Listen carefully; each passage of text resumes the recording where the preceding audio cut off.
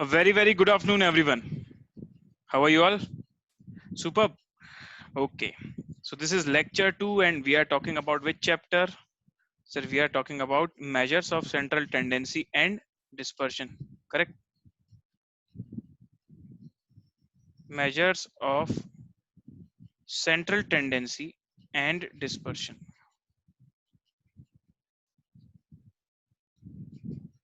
So what we did in last lecture was arithmetic mean. So let us see first, because it's been 2-3 days. So let us revise what is already done. So I started with, guys, what is central tendency? So the tendency of a data to cluster around a center value is called central tendency, and that central value, this is the cluster, right? That center value is called as measure of central tendency, and arithmetic mean is one of the type of measure central tendency. So arithmetic mean, median, mode, geometric mean, harmonic mean, we are going to study one by one. ठीक है, लेकिन अभी आ रहा है arithmetic mean, simple average, sum of all the observations divided by number of observations. मैंने आपको ये भी सिखा दिया था कि ये ग्रीक लेटर क्या होता है सर, इसका मीनिंग क्या होता है. इसका मीनिंग सर समेशन होता है और इसका जो प्रोनाउंसिएशन होता है उसको सिग्मा बोलते हैं. करेक्ट है. अब मैंने आपको बताया था कि हर एक सेक्शन में, चाहे वो एएम हो, चाहे मीडियन हो, चाहे मोड हो, आपको उसका मेन फॉर्मूला पढ़ना होगा जो उसके डिस्क्रीट वेरिएबल पे एप्लीकेबल होता है. फिर जब हम फ्रीक्वेंसी डिस्ट्रीब्यूशन की बात करते हैं तो फॉर्मूले को थोड़ा मॉडिफाई करना पड़ता है, तो वो भी पढ़ना पड़ता है. हमने sigma x upon N normal formula पढ़ा. फिर फ्रीक्वेंसी के पॉइंट ऑफ व्यू से जो फॉर्मूला पढ़ा वो था sigma F X upon N. ठीक है. उसके बाद दोस्तों हमने इसके एग्जांपल्स किए. यस. फिर हमने देखा सर अगर ग्रुप्ड फ्रीक्वेंसी डिस्ट्रीब्यूशन होता है तो बातें और बदल जाती हैं, क्योंकि जब आप फ्रीक्वेंसी डिस्ट्रीब्यूशन बोल रहे थे तो एफ और एक्स को मल्टीप्लाई कर पा रहे थे, लेकिन जब आप ग्रुप्ड फ्रीक्वेंसी डिस्ट्रीब्यूशन में आ गए तो आपने देखा एक्स तो मेरे क्लास इंटरवल के फॉर्म में. अब कोई चीज अगर क्लास इंटरवल के फॉर्म में है तो उसे कैसे मल्टीप्लाई कर पाएंगे? That is the problem, right. ठीक है बच्चों, फिर आपने ये वाला एग्जांपल किया और इसमें हमने फिर अज्यूम्ड मीन मेथड भी देखा सर. स्टेप डेविएशन मेथड भी बोलते हैं इसे, अज्यूम्ड मीन मेथड भी बोलते हैं, जिसमें हम सारी क्लास बाउंड्रीज ले लेते हैं, सबके मिड पॉइंट ले लेते हैं और उसके बाद जो मिड पॉइंट्स होते हैं उनमें से किसी एक को मीन की तरह अज्यूम कर लेते हैं. फिर डी की वैल्यू निकालते हैं. D is the deviation, x minus assumed mean upon class length, और ऐसे करके बच्चों हम लोग ये पूरा टेबल फिल कर देते हैं. ठीक है. Yes, x minus A upon सी. फिर ये वाला फॉर्मूला यूज करके अज्यूम्ड मीन वाला हम लोग डायरेक्टली मीन निकालते हैं. हमने सर नॉर्मली भी निकाल कर देखा और अज्यूम्ड मीन मेथड से भी निकाल कर देखा, वैल्यू एकदम सेम आ रही है. लॉजिक क्या था अज्यूम्ड मीन का कि अगर आपके पास कैलकुलेटर नहीं है तो काम आसान हो जाता है. सर मेरे पास तो कैलसी है, लेकिन फिर भी मुझे पढ़ना जरूरी है या नहीं? मैंने क्या सजेशन दिया था आपको? Should we leave this assumed mean method? क्या आपको कोई मतलब है इस मेथड से? आपके पास तो कैलकुलेटर है. नहीं सर, कभी कभी सिग्मा एफ डी सीधे क्वेश्चन में आ जाता है, और सिग्मा एफ डी अगर आपको पुट करना है और सीधे वैल्यू निकालना है तो बातें बदल जाती है ना. So that is one reason. चलिए, उसके बाद ये बातें हो गई थी हमारी ऑन दैट डे. अभी आपका अरिथमेटिक मीन कंप्लीट नहीं हुआ था बच्चों. मैंने बोला था हम सारे फॉर्मूले पढ़ते हैं और सारे फॉर्मूले के बाद हम लास्ट में पढ़ेंगे, क्या पढ़ेंगे?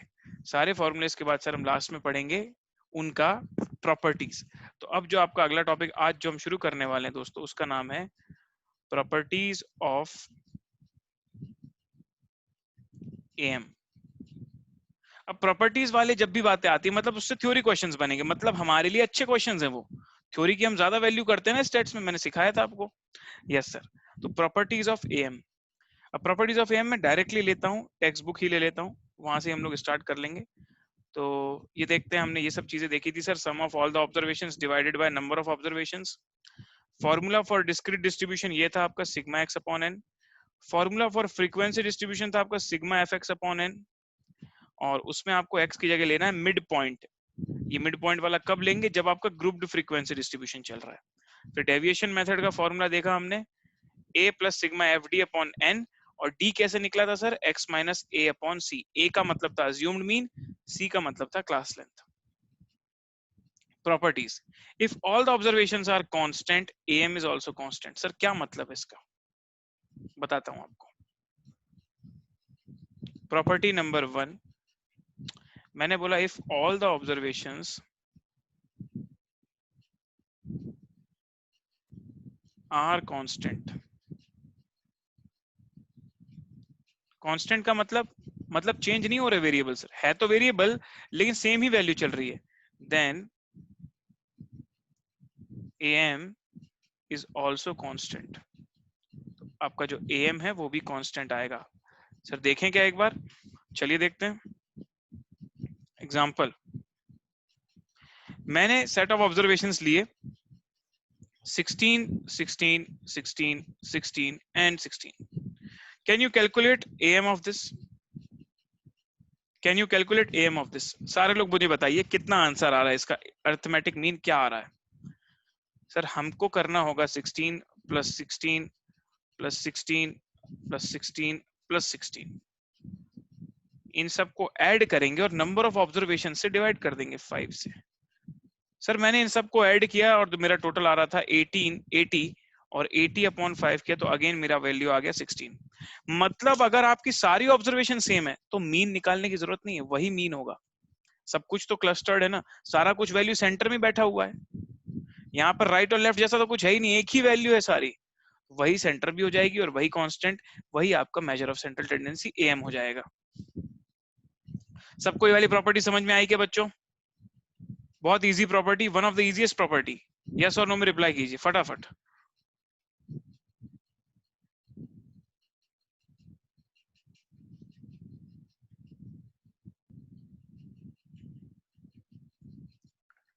Yes, this was property number 1।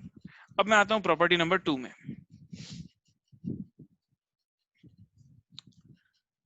If the algebraic sum of deviations for a set of observations from their arithmetic mean is 0, sir क्या मतलब है इसका? अच्छे से देखेंगे मैं क्या लिख रहा हूं। Sum of all the observations, जितने भी ऑब्जर्वेशन है मेरे पास मैं सबका सम करता हूं या फिर डेविएशन का सम करता हूं। सर डेविएशन बोला है। Sum of all the observations, sum of all the values from its mean, sum of, अच्छा नहीं इसको दूसरे तरीके से लिखते हैं, sum of difference of all observations from its mean is equals to 0। Sir क्या मतलब हुआ इसका? मैं कोई भी सैंपल डेटा ले लेता हूं डिस्क्रीट वाला। मैंने बोला 6, 8, 14, 14, 28, 28 नहीं लेते इसको, हम लोग ले लेते हैं 6, 8, 14, 14, 7 ले लेता हूं। चलिए बताइए सारे लोग इसका मीन कितना आ रहा है? What is the mean of this?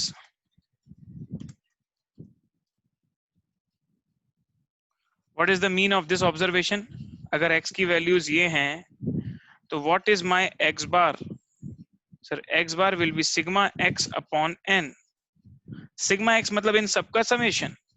चलिए 6 plus 8 plus 14 plus 14 plus 7 whole divided by 5। बताइए मीन कितना आ रहा है? I am waiting for you guys, मुझे आपसे ही आंसर चाहिए, मैं उसके बिना आगे नहीं बढ़ने वाला हूं। 6 plus 8 plus 14 plus 14 plus 7 is equals to 49 divided by 5। This is equals to 9.8। क्या ये एग्जैक्ट 9.8 आ रहा है? यस सर एग्जैक्ट 9.8 आ रहा है। ठीक है, बहुत अच्छी बात है। अब मैं आपको एक बात बताने वाला हूं। मैं ऑब्जर्वेशंस को फिर से लिख रहा हूं लाइक दिस 6, 8, 14, 14, 7, 6, 8, 14, 14, 7। अब मैं आपसे बोलता हूं आप निकालिए x माइनस एक्स बार। बच्चों सभी को पता है x बार क्या है, 9.8। अब मैं आपसे बोल रहा हूं हर एक वैल्यू, जैसे 6 है तो 6 माइनस 9.8 कीजिए। चलिए भाई 6 माइनस 9.8 करते कितना आता है? It is coming to minus 3.8। अब मैं बोल रहा हूं आपसे 8 माइनस 9.8 कीजिए, मतलब हर एक वैल्यू को, ऑब्जर्वेशंस की हर एक वैल्यू को उसके मीन से माइनस कीजिए या फिर मीन उसमें से माइनस कीजिए, ये बोल सकता हूं 8 minus 9.8 it is coming to -1.8। अब मैं बोलता हूँ 14 माइनस 9.8 कीजिए। 14 माइनस 9.8 सर 4.2, इसको भी 4.2, और 7 माइनस 9.8 कितना आता है? -2.8। सारे लोग बताइए what is the total of this. ये जो मैंने कॉलम बनाया है इसका समेशन किसके बराबर आ रहा है? तो एसेंशियली मैं आपको ये पूछ रहा हूं what is the summation of x minus x बार।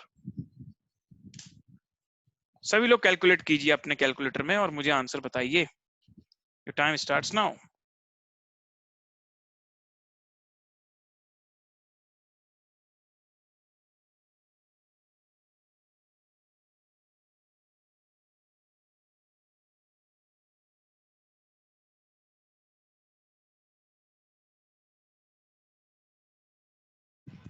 और मेरे पास कुछ कुछ आंसर आ चुके हैं सर। इन सबको अगर मैं ऐड सम करता हूं तो प्लस और प्लस वाले मिलके होते 8.4 और नेगेटिव वाले मिलके भी होते हैं -8.4। तो अगर हम लोग ओवरऑल देखें सर इसे, तो आंसर इज कमिंग टू 0। ये आ गया 0 आपका। तो प्रॉपर्टी का लॉजिक फिर से समझना, प्रॉपर्टी क्या कहना चाहती फिर से समझना। प्रॉपर्टी सेज दैट आपके जो भी सेट ऑफ ऑब्जर्वेशन है 6, 8, 14, 14, 7, इसकी मदद से आपने मीन निकाला था ना 9.8, तो मीन को हर एक में से माइनस कर दो। ये 6 है, 6 में से मीन माइनस करो, 8 में से मीन माइनस करो, 14 में से मीन माइनस करो, और ये जो आपका डेटा बनेगा x माइनस एक्स बार का माइनस माइनस माइनस, उन सबको सम कर दो और देखो भाई उन सब का सम किसके बराबर आता है। सर उन सब का सम आ रहा है 0 के बराबर। Is it clear? यही आपकी प्रॉपर्टी है। फिर से पढ़ेंगे मेरे साथ सारे लोग। The algebraic sum of deviations of a set of observations from their am is 0। Sir deviation का मतलब क्या होता है? What is meant by deviation? Deviation का मतलब होता है डिफरेंस निकालना। तो am और वैल्यूज का डिफरेंस निकालें, सारे जो डिफरेंसेस आए उनका अगर आप सम करते हैं algebraic sum of deviations, तो ये 0 के बराबर आएंगे। क्या सबको प्रॉपर्टी समझ में आई? एक बार बता दो यस और नो। एक बार बता दीजिए यस और नो। बात समझ में आई गई? यस। अब क्या होगा ना, आपके पास क्वेश्चन कैसा आने वाला है, एग्जाम में कैसा क्वेश्चन आने वाला है वो देखना। क्वेश्चन आपको ऐसे देगा, हाँ फिर से समझना सारे लोग। क्वेश्चन आपको ऐसे देगा, बोलेगा 26419, ये आपका डेटा है। Find sum of deviations from mean. तो आपको क्या लगेगा, एक काम करता हूं मैं सबका पहले तो मीन निकालता हूं। तो चलिए मैं पहले मीन निकाल देता हूं। सारे लोग मीन बताइए कितना आएगा। सारे लोग बताइए। Ritika tell me the mean value. Sir 2 + 6 + 4, 2 + 6 + 4 + 1 + 9 22। 22 आ रहा है क्या? 10 to 12, 12 और 10, 22 अपॉन 1 2 3 4 5 कितना आ रहा है मीन? सब बताइए।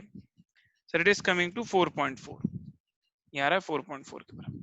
अब मैं आपसे बोल रहा हूं कि हर एक वैल्यू को, जैसे 2 है तो 2 में से 4.4 माइनस कीजिए, 6 में से 4.4 माइनस कीजिए, 4 में से 4.4 माइनस कीजिए, 1 में से 4.4 माइनस कीजिए, और 9 में से भी 4 मतलब हर एक ऑब्जर्वेशन में से उसके मीन को माइनस करना, which means x minus x bar. इन वैल्यूज को हम लोग लिखते हैं 2 minus 4.4 it's coming to what? -2.4। 6 minus 4.4 ये आ जाएगा 1.6, ये आ जाएगा -0.4, ये आ जाएगा -3.4, ये आ जाएगा 4.6। अब आप इन सब का सम कीजिए कितना आता है। ये सब का सम कीजिए कितना आता है। सर 1.6 + 4.6 -3.4 -0.4 -2.4, क्या ये 0 के बराबर आ रहा है? Is it equals to 0? मतलब डेटा ले लो और उसको मीन उसमें से माइनस कर दो, जो भी वैल्यूज आती हैं उन सब का सम कर दो, and that sum will be equals to nil. Yes और नो? तो क्या इस क्वेश्चन को पूरी तरह करने की जरूरत थी? क्या अगर आपको प्रॉपर्टी होती तो बिना ये सब किए हुए आप 1 सेकंड में आंसर बोल देते कि सर यहां पर आंसर होगा 0, यहां पर आंसर होगा 0। बताइए सारे लोगों को समझ में आया क्या? अब किसी को डाउट है? अगर क्वेश्चन बोल देता है डेविएशन निकालिए और उसका सम करिए तो हमेशा 0 के बराबर आता है। डेविएशन का मतलब मीन से डिफरेंस कितना है। यस। चलो क्वेश्चन को थोड़ा चेंज करता हूं। अब मैं बोलता हूं कि मेरे पास ऑब्जर्वेशन दी थी 20, 10, 7, 8, 4। अब बताइए अब क्या आंसर होगा डेविएशन का? अब क्या आंसर होगा सम ऑफ डेविएशंस फ्रॉम मीन? जल्दी आंसर दीजिए। सर इतना बड़ा क्वेश्चन है कैसे जल्दी आंसर दें? वो तो 0 ही रहना है, यही तो सिखा रहा हूं मैं आपको। डेटा को कितना भी चेंज कर दो, लेकिन अगर सवाल आपसे ये पूछा गया है कि सम ऑफ डेविएशन फ्रॉम मीन निकालना है तो प्रॉपर्टी ही हमको बताती है कि अगर आप मीन से डेविएशन निकालते हो ना हमेशा 0 आता है। करेक्ट है? चलिए बहुत अच्छी बात है, ये भी हो गया sir.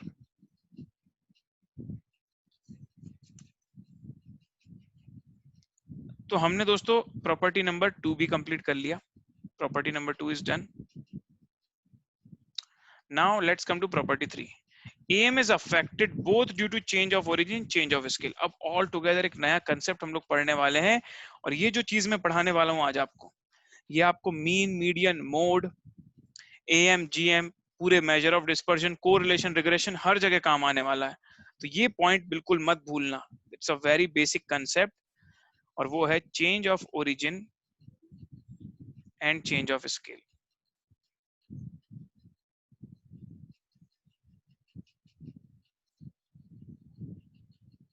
Change of origin and change of scale मैं यहां पर पहले ही लिख दे रहा हूं, इट्स इंपॉर्टेंट कॉन्सेप्ट।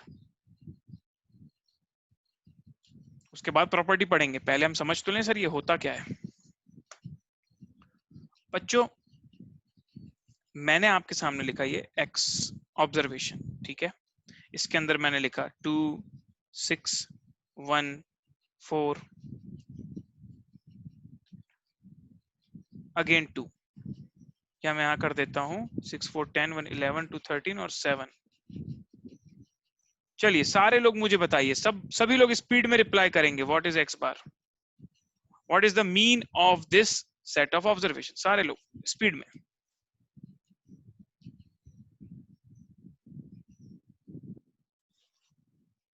चलो मीन तो बनने लगा, मीन बनने लगा, बहुत अच्छी बात है। सर हम निकालेंगे सबसे पहले 20 which is my total, which is also called as sigma X. Sigma X is 20, और एक्स बार जब मुझे निकालना है एक्स बार, तो मैं लिख दूंगा sigma of X upon N, मतलब कि 20 के ऊपर 1, 2, 3, 4, 5 विच इज इक्वल्स टू 4। चलेगा, प्रॉब्लम नहीं है कुछ। यस। अब मैं एक लीनियर इक्वेशन बना रहा हूं। लीनियर इक्वेशन मतलब समझते हो, एक equation y equals to 2x plus 3, y equals to 2x plus 3। क्या समझे? y equals to 2x plus 3। सारे लोग मुझे बताइए y की क्या क्या वैल्यूज आएंगी। पहली वैल्यू बताइए y की। अगर x की वैल्यू 2 है तो y की वैल्यू कितनी? सर 7। अगर x की वैल्यू 6 है तो y की वैल्यू कितनी? 15। x की वैल्यू 1 है तो 2 + 1 3, 5, और 4 2 जा 8 प्लस 3 11, ये हो गया 17। करेक्ट है? करेक्ट है? यहां तक सबको समझ में आया? यस।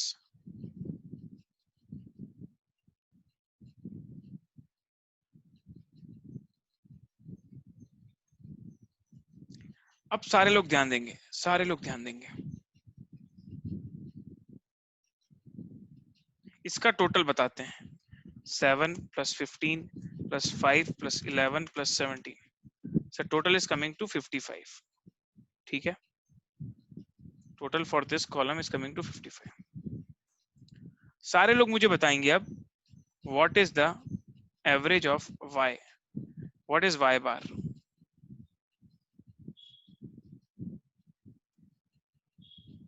व्हाट इज y बार?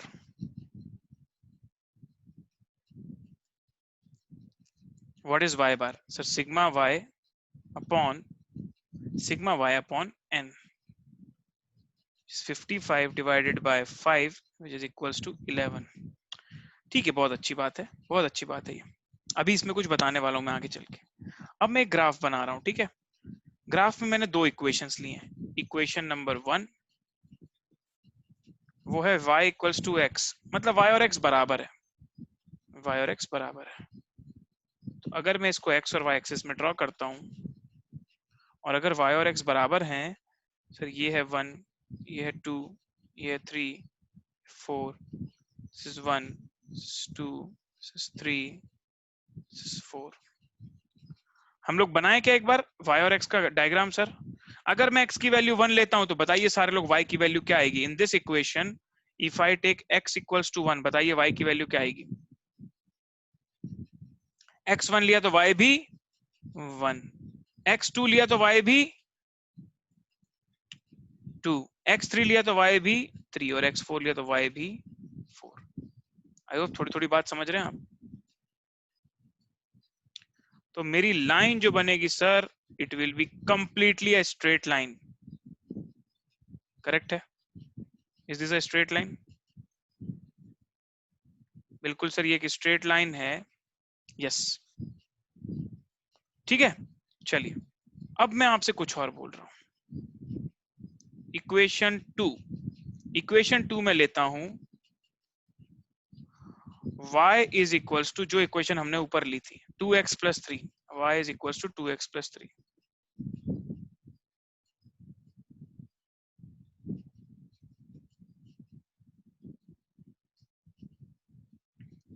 अब सारे लोग मुझे बताएंगे, अगर मैं x की वैल्यू 1 लेता हूं तो बताइए y की वैल्यू क्या आएगी? अगर मैं x की वैल्यू 1 लेता हूं तो y की वैल्यू क्या आएगी? ये बात सबको समझ में आती है ना इक्वेशन प्लॉट करते। अगर x की वैल्यू 2 लिया तो y 7, अगर x की वैल्यू 3 ली तो y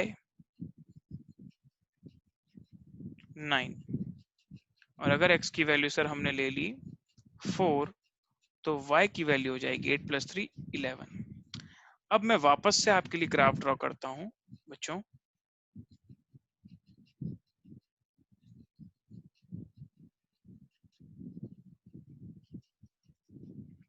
ये रहा आपके सामने ग्राफ। ये मैं लिखता हूं 2, 4, 6, 8, 10 एंड 12, और यहां मैं लिख देता हूं 1, 2, 3, 4, 5। चलिए हम लोग प्लॉट करते हैं सर। जब मैंने x की वैल्यू ली 1 तो y की वैल्यू आ गई मेरे पास 5, तो मैंने ये यहां पर प्लॉट कर दिया इसको।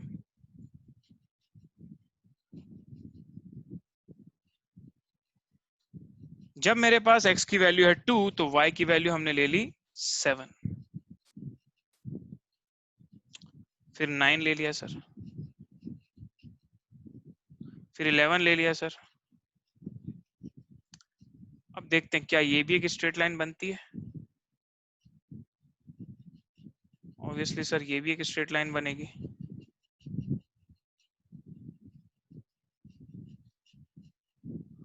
और ये एक ऐसी स्ट्रेट लाइन बन रही है जो पहले एक्स एक्सिस को कहां टच करती थी? बताओ, पहली वाली लाइन जो थी वो एक्स एक्सिस को कहां पर काट रही थी? पहली वाली जो लाइन थी वो एक्स एक्सिस को कहां पर काट रही थी? क्या ये ओरिजिन था?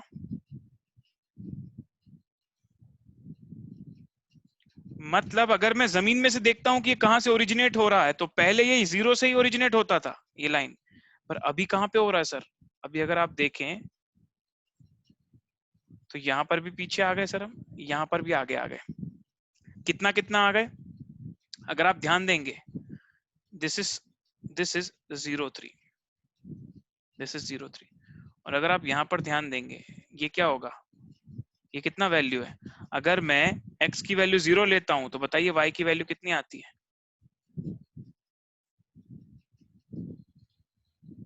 अगर मैं x की वैल्यू 0 लेता हूं तो y की वैल्यू कितनी आती है बताइए? तभी तो ये यहाँ पे टच कर रहा है। अच्छा, आप y की वैल्यू 0 लेंगे तो x की वैल्यू कितनी होगी? अगर y मुझे 0 चाहिए तो x की वैल्यू कितनी होनी चाहिए? Should it be -1.5? क्या बच्चों आपको निकालते आता है? Should it be -1.5? चेक करो ना। y को अगर आपने 0 ले लिया, 0 इज इक्वल्स टू 2x + 3, तो 2x इक्वल्स टू -3, तो x इज इक्वल्स टू -3/2, -3/2 मतलब -1.5। तो इसका मतलब ये वाला जो पॉइंट आपका बना यहाँ पर, ये क्या है? ये -1.5, 0, मतलब x में -1.5 और यहाँ पर 0।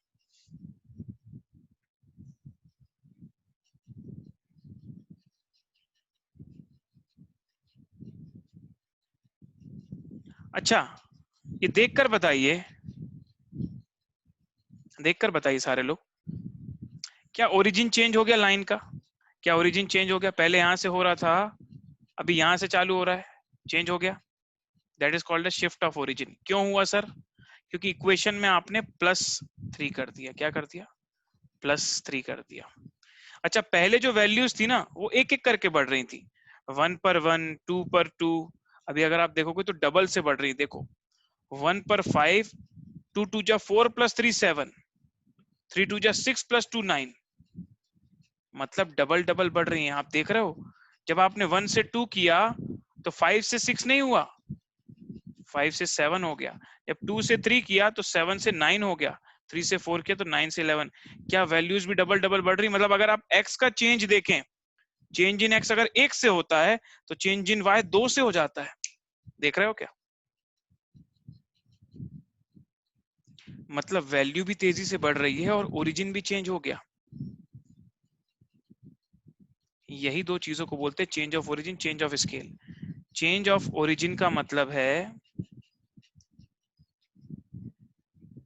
Original variable is modified by plus और माइनस। देखो यहां आपने +3 लगाया है ना, इसलिए आपकी लाइन जो है वो थोड़ी सी खिसक गई है। देखो, पहले लाइन यहां पर थी, वो थोड़ी सी शिफ्ट हो गई इस तरफ। मानते हो? मानते हो लाइन थोड़ी शिफ्ट हो गई ऐसे? मेरी बात प्रैक्टिकली समझो भाई, स्टैटिस्टिक्स ऐसे ही समझा जाता है। पहले लाइन मेरी शुरू यहां से हो रही थी, इस +3 की वजह से थोड़ी सी खिसक गई सर, या मैं बोल सकता हूँ थोड़ी सी ऊपर चली गई, ऐसा भी बोल सकता हूँ। अगर मैं बनाता equation like this, y equals to 2x, सिर्फ y इक्वल्स टू 2x बनाता, चलो, तब क्या होता सर? तब अगर आप x की वैल्यू 0 लेते, y की वैल्यू 0 लेते, तो कुछ नहीं खिसकता सर, तब आपकी लाइन यहीं रहती। समझ रहे हो इस बात को? That is the difference between both of them. अगर आप y इक्वल्स टू 2x लेते तो लाइन तो वहीं से शुरू होती, उसका स्लोप बदल जाता। ठीक है, तो क्योंकि मैंने +3 किया है इसलिए मेरा डेविएशन आया है, तो +3 की वजह से जो प्रॉब्लम आई है that is called as change of origin. समझ रहे हो बात को? मतलब अगर आपने x को चेंज कर दिया प्लस और माइनस में, that is called change of origin. दूसरा आता है बच्चों change of scale.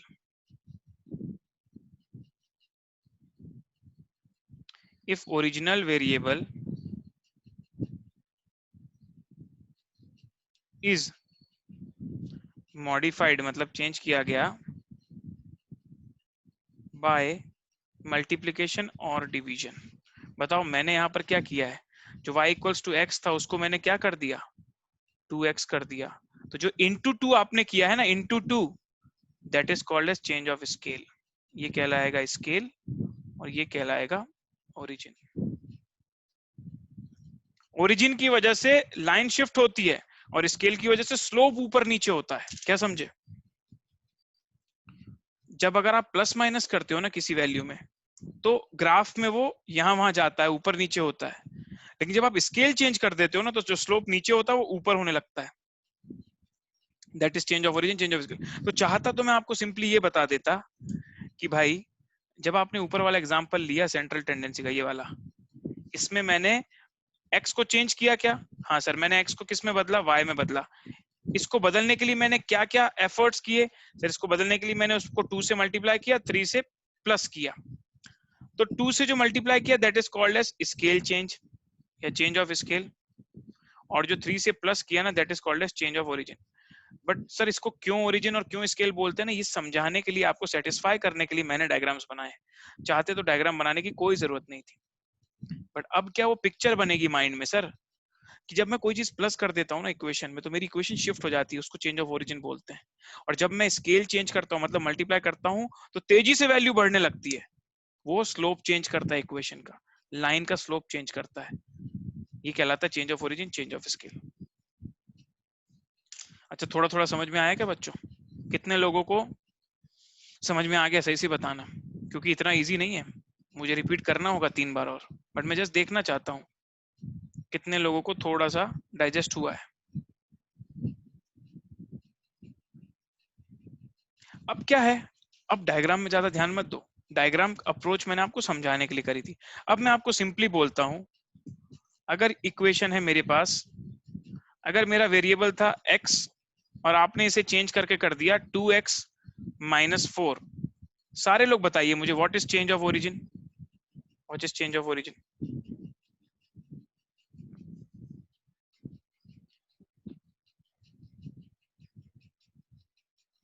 -4। And what is change of scale? Into 2।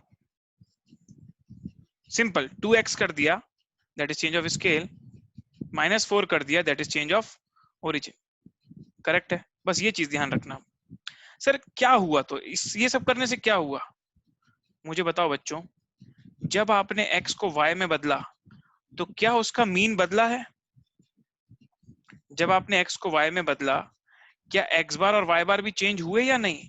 Sir x बार आ रहा था 4 और y बार आ रहा है 11, क्या इसमें कोई चेंज आया है? एब्सोल्युटली चेंज आया है सर। जब आप पूरी की पूरी डेविएशन को हिला दोगे सर, डिस्टर्ब कर दोगे, तो मीन तो चेंज होगा ना।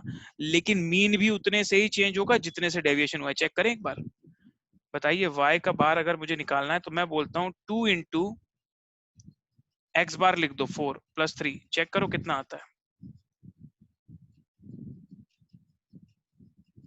क्या आता है बच्चों? 11। क्या ये इस 11 से मैच कर रहा है?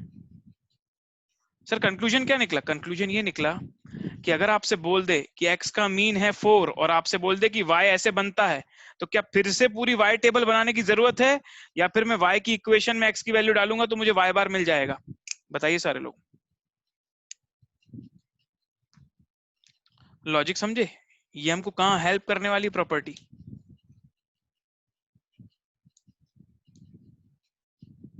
छोटा सा एग्जांपल देके समझाता हूँ बच्चों।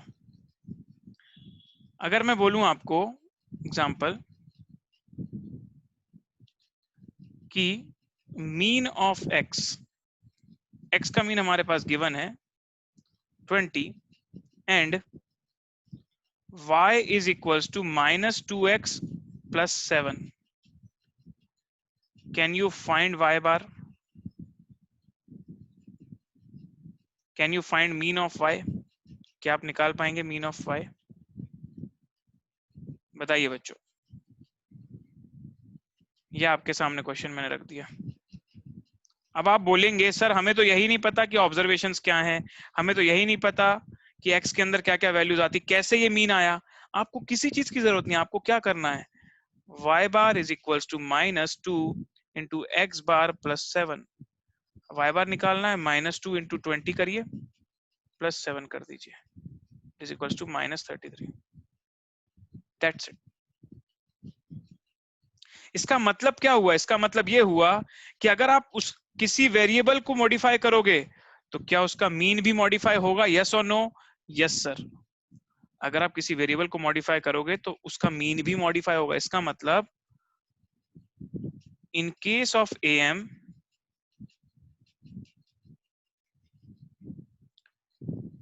या फिर मैं ऐसे लिख सकता हूं, am for a set of observation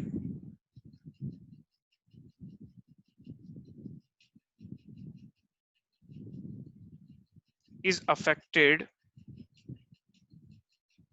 by both मतलब क्या? Change of origin and change of scale.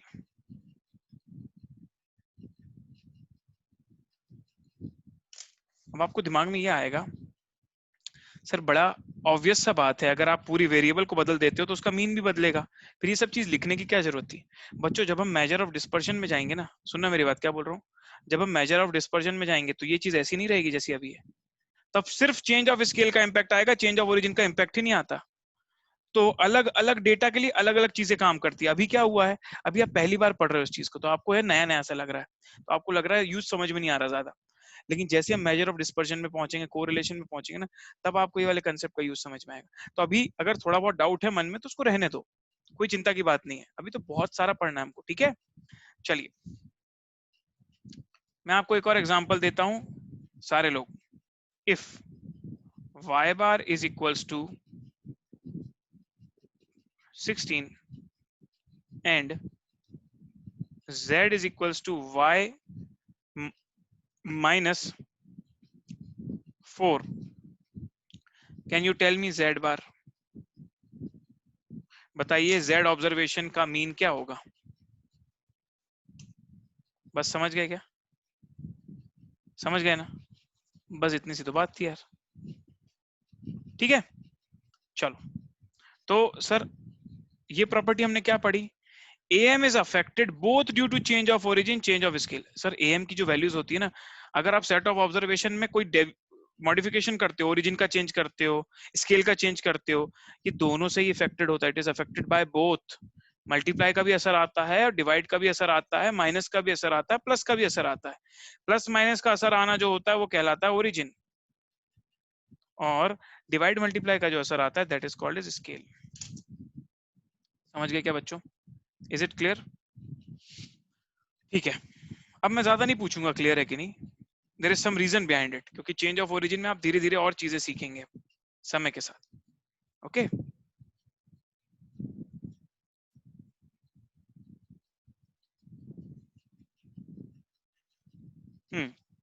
अब कुछ और बात करते हैं बच्चों।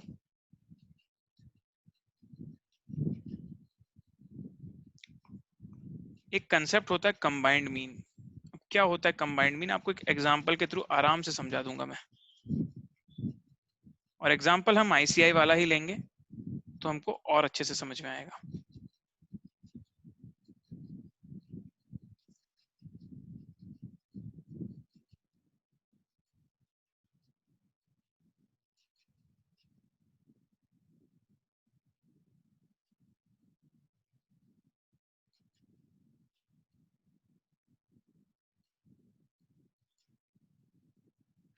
चलिए ये एग्जांपल मैं यहां से पिक कर रहा हूं,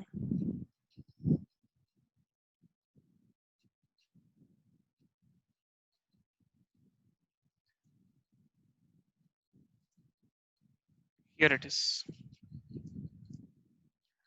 Mean salary of a group of 40 female workers is 5200 per month, and that for a group of 60 male workers is 6800 per month. What is the combined mean salary? देखो एक कंपनी है, एक कंपनी है, वहां पे दो तरह के वर्कर्स काम करते हैं, मेल वर्कर्स भी हैं, फीमेल वर्कर्स भी हैं, ठीक है। तो मैं कंपनी के अंदर लिख देता हूं ये मेल,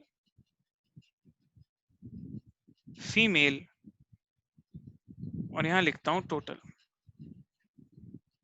सबसे पहले मैं आप लोगों से पूछ रहा हूं, बताइए नंबर ऑफ मेल वर्कर्स कितने और नंबर ऑफ फीमेल वर्कर्स कितने। क्वेश्चन पढ़ के समझ में आता है क्या? The mean salary for a group of 40 female workers is 5200 and that for a group of 60 male workers. बताइए सारे लोग, टोटल एम्प्लॉयज कितने हैं कंपनी के अंदर? What is the number of total employees in the company? It is 100। अच्छा, अब बच्चों सारे लोग बताना, अगर मैं आपसे बोलूं x bar is equals to 2500 और मैं आपसे बोल दूं कि नंबर ऑफ ऑब्जर्वेशन है आपके 20, क्या आप मुझे सिग्मा एक्स बता पाएंगे? देखते हैं किसका किसका दिमाग चलता है। मैं आपसे बोल रहा हूं कि mean of a set of observation is 2500 और नंबर ऑफ ऑब्जर्वेशन इज 20, क्या आप मुझे सम ऑफ ऑल द ऑब्जर्वेशंस बता पाएंगे या नहीं? देखते हैं। कौन फॉर्मूले का सही यूज करता है? लेट अस सी।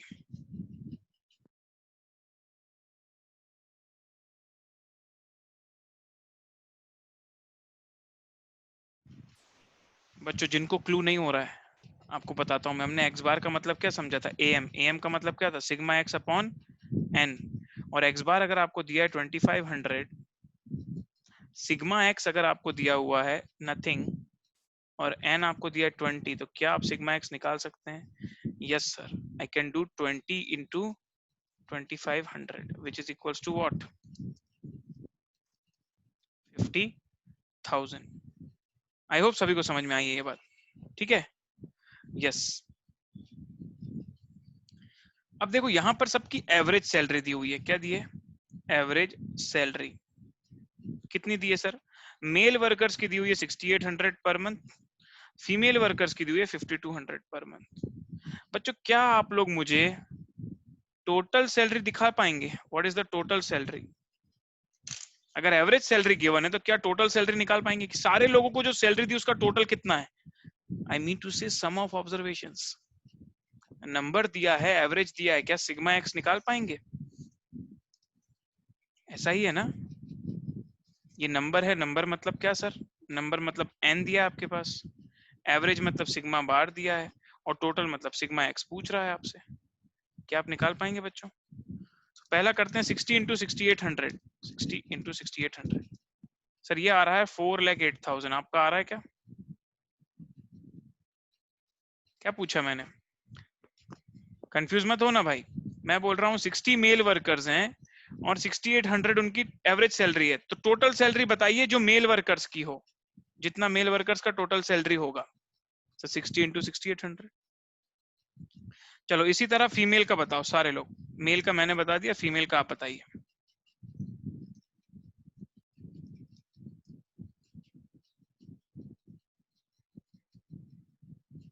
तो मेरे पास कुछ आंसर आ गए सर, 2,08,000।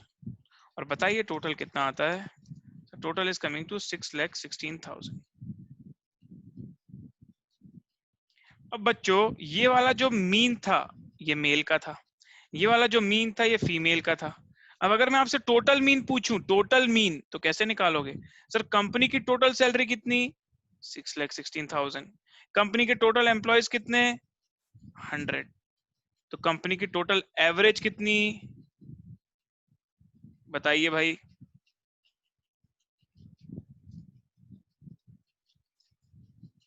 क्या समझ में आया? क्या बात समझ में आई? मतलब मेरे पास दो सेट ऑफ ऑब्जर्वेशंस थे, एक थे मेल के, एक थे फीमेल के। मैंने मेल की टोटल सैलरी निकाली, फीमेल की टोटल सैलरी निकाली, दोनों को जोड़ दिया, तो मैंने बोला 6,16,000 की टोटल सैलरी दी है हमने। मैंने दोनों के नंबर ऑफ एम्प्लॉयज निकाले, जोड़ दिए 100। जब आपने 6,16,000 6,16,000 रुपीज 100 लोगों के बीच में बांटे हैं, तो हर एक के भाग में ऑन एन एवरेज कितना पड़ा है sir? 6,160। This is the combined mean. तो ये एक मीन था, ये दूसरा मीन था, ये दोनों का कंबाइंड मीन है। समझे क्या? ठीक है, करेक्ट है। चलो लेकिन सर हम लोग ऐसे एग्जाम्पल करके तो हर बार कर नहीं पाएंगे, तो बच्चों अब मैं आपको कंबाइंड मीन का फॉर्मूला लिखवा देता हूँ, ठीक है, ताकि आपको बाद में आसानी पड़े। Combined mean will be equals to, इसको दिखाते इस तरह से, एक्स सी। देखो एक्स बार ही है लेकिन सी लिखा मतलब कंबाइंड है। It is equals to n1 x1 bar plus n2 x2 bar upon n1 plus n2। बताइए number of observations of male कितने थे? तो आपने बोला 60, तो मैंने n1 की जगह लिख दिया 60। मेल की सैलरी कितनी थी? आपने बोला 6800, मैंने लिख दी यहाँ पर। दूसरी ऑब्जर्वेशंस को मैं ऑब्जर्वेशन नंबर 2 बोलता हूँ, उसमें नंबर ऑफ पीपल कितने थे? 40 फीमेल्स। उनकी एवरेज सैलरी कितनी थी? 5200, तो मैंने यहाँ पे कर दिया 5200। और इन सब का टोटल निकाल के उसको डिवाइड कर दिया total number of n1 plus n2 से। चेक कीजिए कितना आता है, क्या जो हमने ऊपर निकाला था वो उससे मैच कर रहा है या नहीं? 60 इंटू 6800 वही आ गया सर जो हमने निकाला था, 4,08,000। ये आ जाएगा 2,08,000, और इन सबको डिवाइड कर दोगे आप 100 से, तो So your final answer will be 6160 rupees.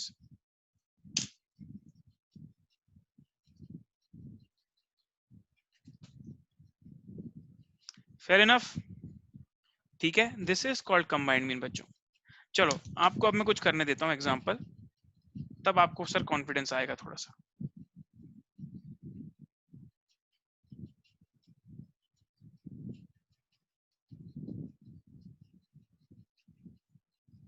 हाँ, अब एक डाउट आया मेरे पास कि सर अगर हम पहले मेल का मीन निकाल के उसमें फीमेल का मीन ऐड कर दें तो कंबाइंड मीन हो जाएगा क्या? नहीं नहीं नहीं, दोनों मीन ऐड नहीं कर सकते आप। देखो अगर आप दोनों के मीन ऐड कर दोगे 6800 प्लस 5200, ये तो 12000 आ रहा है।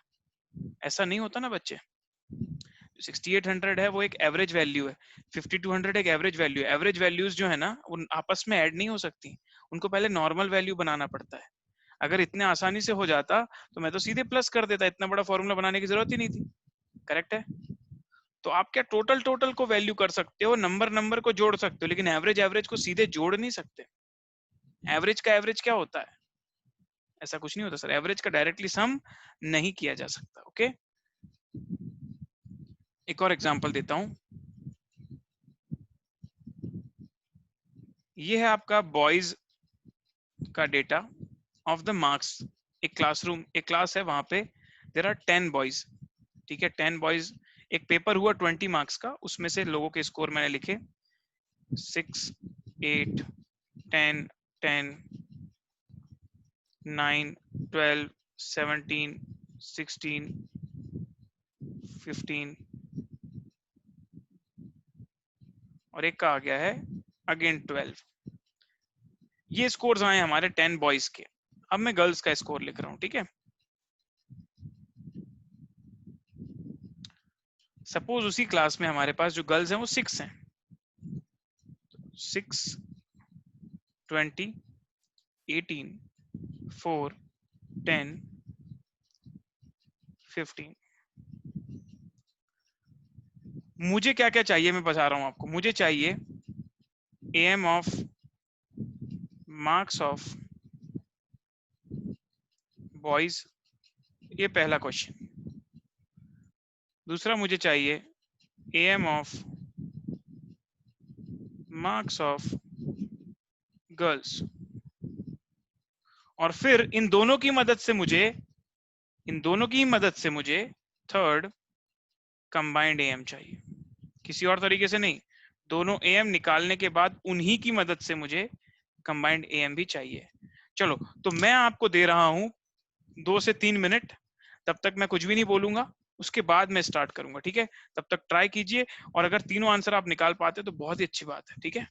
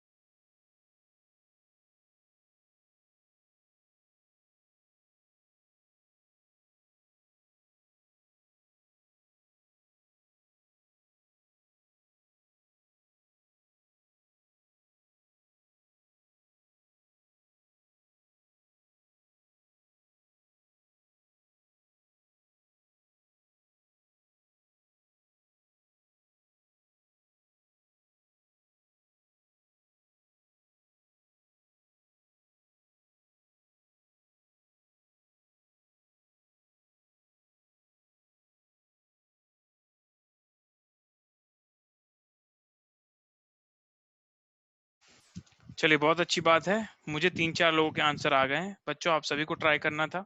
देखिए बहुत बहुत आसान है ये, बहुत ज्यादा आसान सवाल है। देखिए कैसे, सबसे पहले आपको निकालना है M of marks of boys, right.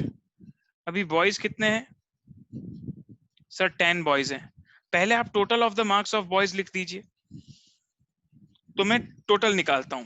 6 + 8 + 10 + 10 + 9 + 12 + 17 + 16 + 15 + 12, कितना आया? 115 आ रहा है।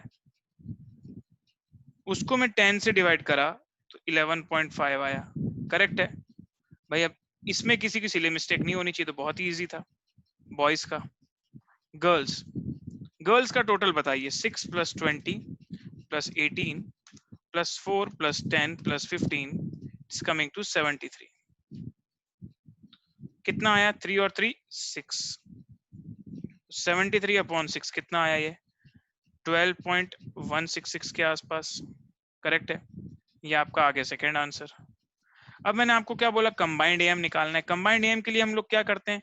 पहला वाला एएम लेते हैं 11.5 और उसको उसके नंबर ऑफ लोगों से मल्टीप्लाई करते हैं 10 से। n1 x1 bar plus n2 x2 bar, n1 x1 bar plus n2 x2 bar divided by how many total people are there? 16। Check करते हैं कितना आता है। It is coming to 11.75। Is it coming to 11.75? Perfect, 11.75।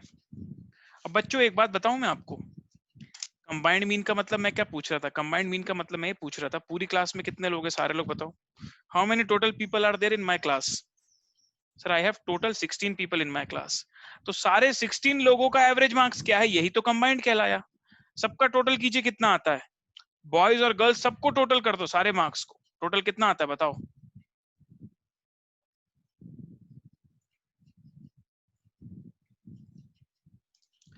Sir 115 boys का, 73 girls का, 188, उसको divide कर दो 16 से, आ तो क्या 11.75। तो कहने का मतलब सिर्फ ये कान इस तरफ से पकड़ा, कान इस तरफ से पकड़ा, बात एक ही है। आपका वैल्यू तो वही आ रहा है ना। समझ रहे हैं क्या बात को सारे लोग? चलिए,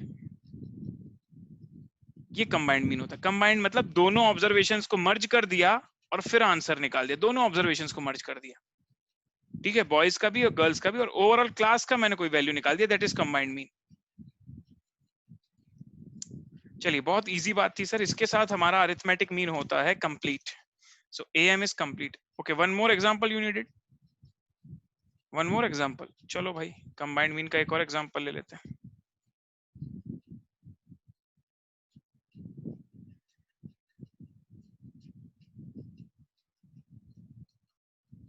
अभी एक क्रिकेट मैच चल रहा है, चलो क्रिकेट मैच की बात करता हूं। ओके, क्रिकेट मैच हुआ इंडिया वर्सेस ऑस्ट्रेलिया। मैंने बोला इंडिया और ऑस्ट्रेलिया दोनों ही टीम ने क्या हुआ, उसमें 5-5 बैट्समैन ने बैटिंग करी, 3 ही विकेट गिरे दोनों टीम के, 3 ही विकेट गिरे दोनों के। तो यहां पर मैं लिख देता हूं player 1, player 2, player 3, player 4, player 5। मैं नाम नहीं लिख रहा हूं, ये मैंने लिख दिया इंडिया और ये मैंने लिख दिया ऑस्ट्रेलिया। ये ऑस्ट्रेलिया के प्लेयर है, थोड़ा येलो भी कर दिया क्योंकि ऑस्ट्रेलिया का येलो कलर होता है, ठीक है, इंडिया का ब्लू होता है। इंडिया के जो प्लेयर्स हैं उन लोगों ने ऐसे स्कोर बनाए। किसी ने बनाया 64, है ना, शिखर धवन ने 64 बनाया, रोहित शर्मा ने 82 बनाया, विराट कोहली ने 10 रन बनाए। उसके बाद आगे कौन आता है मुझे ध्यान नहीं है, श्रेयस अय्यर ने बना दिया 101 और लास्ट में जडेजा आया था, उसने बनाए थे 34 स्पीड में। बताइए इंडिया का टोटल स्कोर क्या है, अज्यूमिंग कि कोई भी एक्स्ट्रास, वाइड बॉल कुछ भी नहीं थी। इंडिया का टोटल स्कोर बताइए सारे लोग। 64, 82, 10, 101, तो 50 ओवर में इंडिया ने बना लिए 291 रन। अब मैं आता हूं ऑस्ट्रेलिया की इनिंग में सर। ऑस्ट्रेलिया ने 0, 109, 84, 36 एंड 28। बताइए ऑस्ट्रेलिया ने कितने रन बना लिए सारे लोग।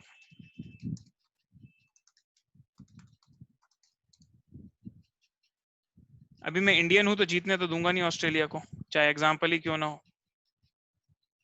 करेक्ट। अब अगर मैं आपसे बोलता हूं on an average Indian batsman ने क्या रन बनाए, सारे लोग बताइए। On an average Indian batsman ने कितने रन बनाए? सर 5 बैट्समैन थे, 291 रन बने, इज कमिंग टू 58.2। सबको समझ में आ रहा है ये चीज? ऑस्ट्रेलियन बैट्समैन का चेक करते हैं सर, 5 बैट्समैन थे, 51.4। देखो इसका मतलब ये नहीं कि सबने 58 बनाए, लेकिन मैं तो एवरेज की बात कर रहा हूँ ना, एवरेज तो इतना ही था। यस।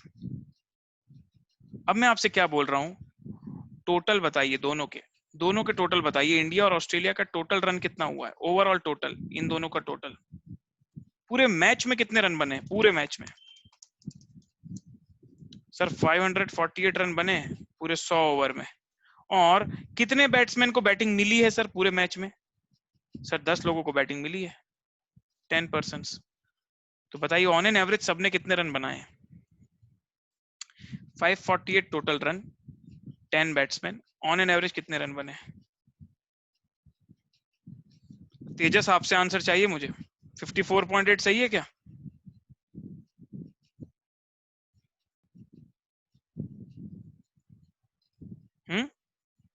ठीक है, 54.8 आ गया।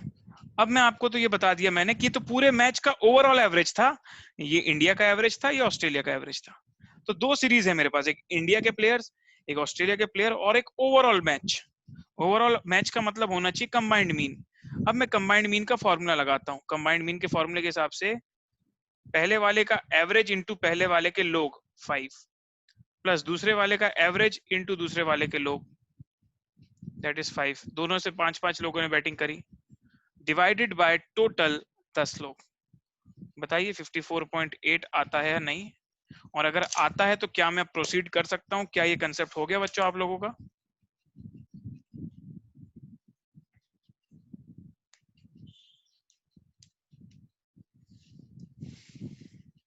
डन, परफेक्ट, बहुत बढ़िया यार, बहुत बढ़िया।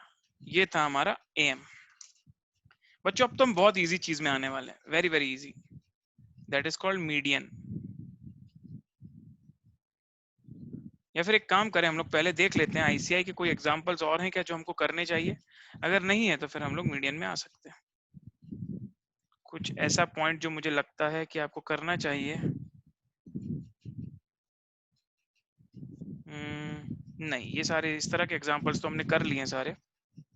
सो देयर इज नथिंग स्पेशल।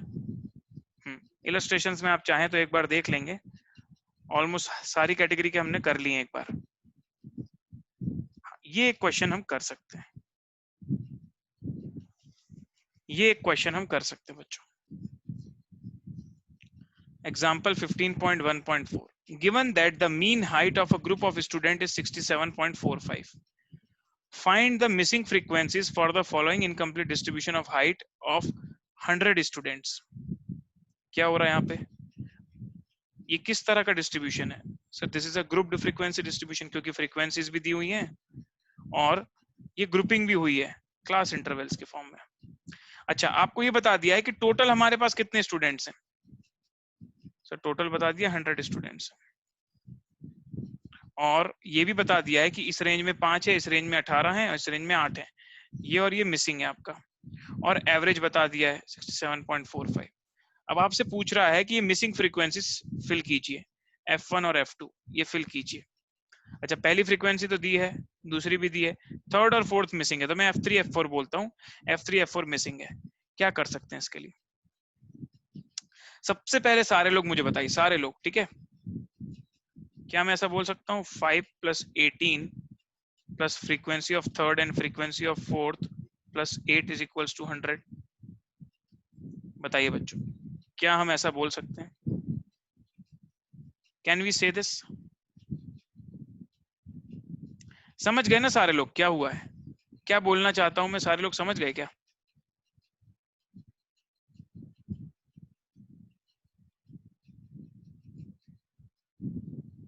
ठीक है, चलो एक काम करते हैं, टेबल बनाते हैं। ग्रुप फ्रीक्वेंसी है ना, बिना टेबल के मजा नहीं आएगा सर। चलो टेबल ही बना लेता हूँ।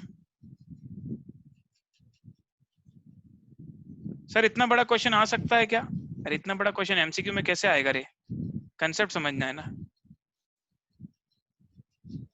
क्वेश्चन वही आएगा जो एक्सरसाइज में दिखता है ना, वैसा आता है क्वेश्चन, इतने बड़े बड़े नहीं आते।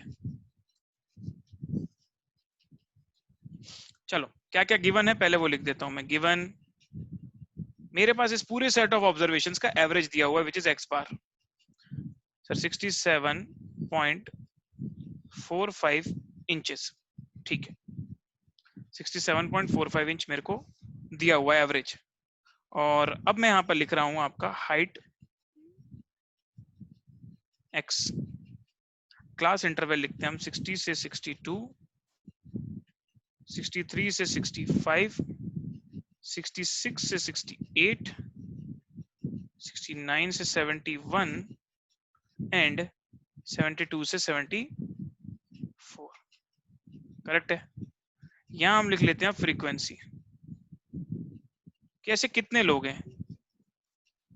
तो सर यहाँ पर आया 5, यहाँ पर आया 18, यहाँ पर आया F3, यहाँ पर आया F4, ये मिसिंग है इसलिए मैं इनके नाम F3 F4 लिख रहा हूँ, 8, और टोटल क्या लिख दूं 100, इसीलिए मैंने वो चीज लिखी थी, इन सबका सम 100 के बराबर होता है।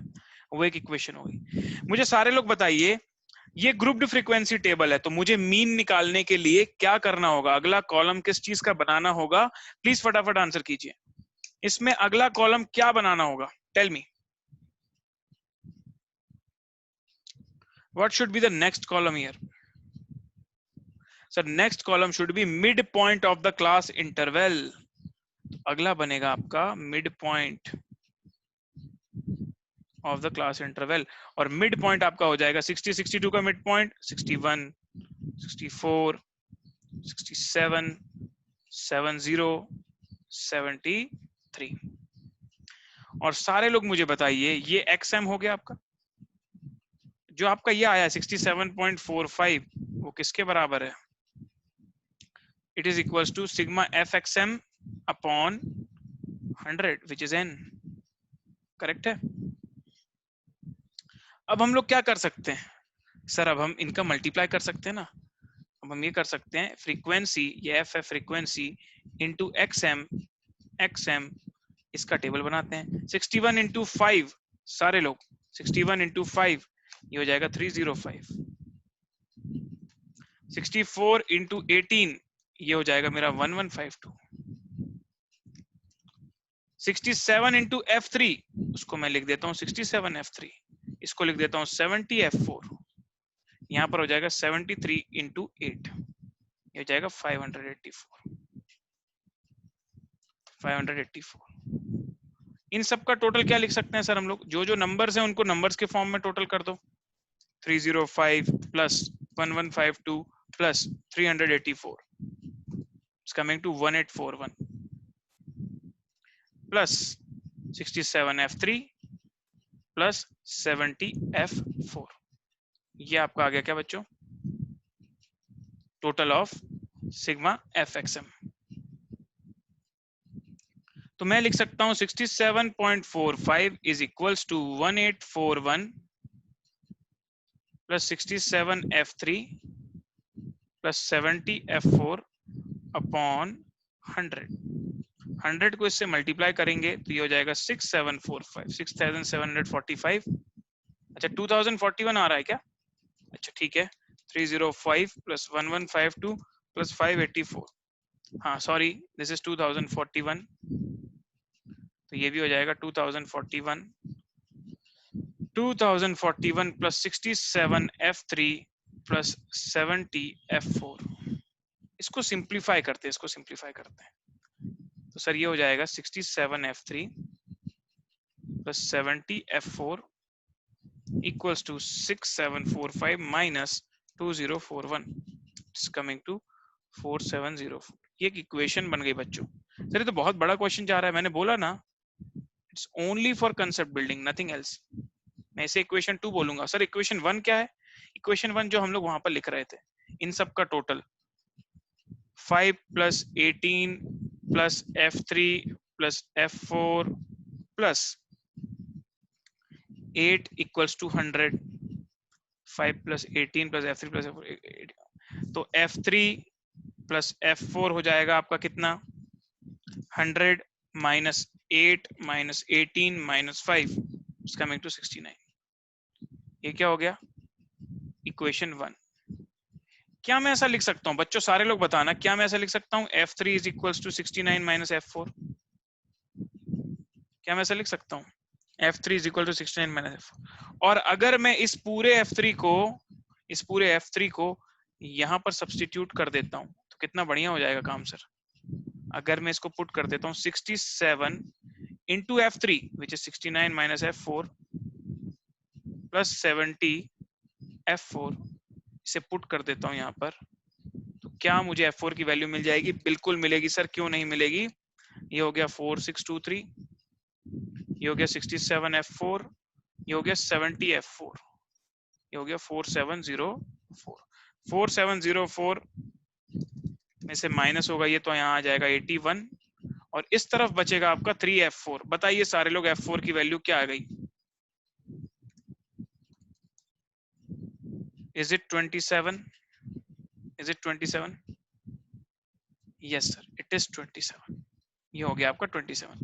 अब बताइए बच्चों अगर ये 27 हो गया, अगर ये 27 हो गया, ये क्या था F4 था F3 था, F4 अगर 27 हो गया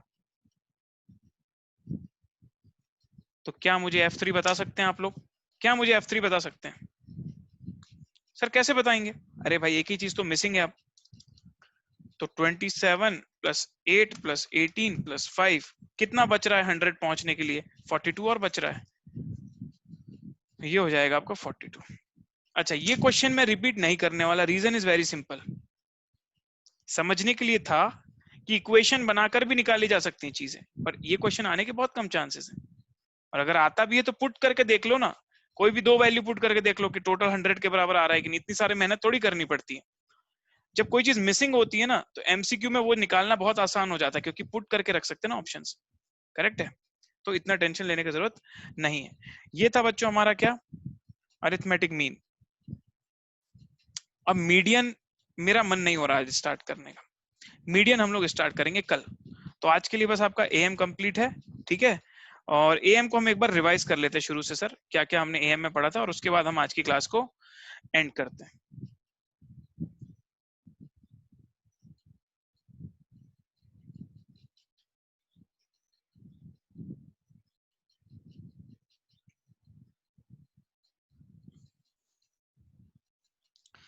सर सबसे पहले हमने पढ़ा सेंट्रल टेंडेंसी क्या होता है। तो central tendency is the tendency of a given set of observation to cluster around a single central और मिडिल वैल्यू। एक सेंटर है, मिडिल वैल्यू के आसपास क्लस्टर होने को बोलते हैं।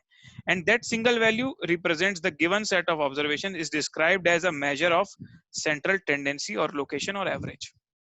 करेक्ट है, यस। अगली बात आती है अरिथमेटिक मीन की सर। एएम पहला सेंट्रल टेंडेंसी का मेजर, डेफिनेशन है sum of all the observations divided by number of observations. हमने बोला डिस्क्रीट के केस में कोई प्रॉब्लम नहीं, सबका सम निकालो, डिवाइड कर दो n से, आराम से निकल गया। सिग्मा का मीनिंग सबको पता है। फॉर्मूला फॉर फ्रीक्वेंसी डिस्ट्रीब्यूशन हमने देखा सर, ये तो frequency distribution, sigma fx upon n, ये कैपिटल N का मतलब है सारी फ्रीक्वेंसीज का टोटल। पर मैंने बोला अगर नॉर्मल वाला फ्रीक्वेंसी डिस्ट्रीब्यूशन है तब तो कोई प्रॉब्लम नहीं, लेकिन अगर ग्रुप्ड वाला है तो इस x की जगह हमें उसका मिड पॉइंट लेना पड़ता है, ये भी सबको पता चल गया। फिर एक डेविएशन मेथड थी जो थोड़ी सी शॉर्ट थी हमारे लिए, जिसमें हम एक अज्यूम्ड मीन लेते थे और फिर ये फॉर्मूला लगाते थे। हालांकि कोई ज्यादा फायदा नहीं कर रही थी ये मेथड, लेकिन अगर ये मेथड से डायरेक्ट क्वेश्चन आ जाता है तो फॉर्मूला तो पता होना चाहिए ना, इसलिए फॉर्मूले के हिसाब से हमको ये पढ़ना पड़ा। इसमें ए का मतलब था अज्यूम्ड मीन, सी का मतलब था क्लास लेंथ, और क्लास लेंथ निकालते समय यूसीबी माइनस एलसीबी करना है, यूसीएल माइनस एलसीएल नहीं करेंगे, सबको ध्यान होना चाहिए चीज।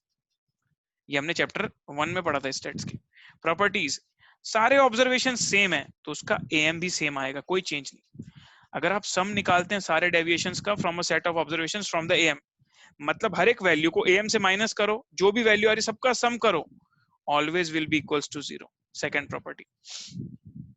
Third property, AM is affected both due to change of origin change of scale. अगर आप अपनी वैल्यू में कुछ प्लस कर देते हो एएम भी प्लस हो जाएगा, अगर कुछ मल्टीप्लाई करते हो तो एएम भी मल्टीप्लाई हो जाएगा, कुछ माइनस करते हो कुछ डिवाइड करते हो, मतलब सभी चीजों का इंपैक्ट आता है एएम के अंदर। और लास्ट हमने बहुत डिटेल में पढ़ा है कंबाइंड मीन।